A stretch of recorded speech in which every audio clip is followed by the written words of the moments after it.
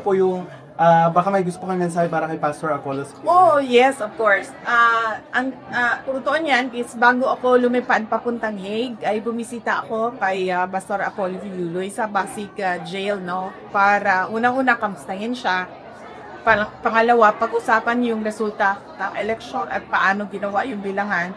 At pangatlo, kung ano yung mensahe niya para kay Pangulong Rodrigo Duterte ay madala ko doon sa ICC Detention Unit. At masaya ako, nagkaroon ako ng time noong panahon na yon bago umalis na bisita. At ngayon ay kinakamusta ko siya na sana ay nasa mamerting kalusugan siya at hindi na siya mahawat sa sakit dahil magkakaalam ko sinabi ng doktor hindi na siya pwedeng magkasakit ng pneumonia. At sana ay maresolba na yung kaso niya sa lalong madaling panahon.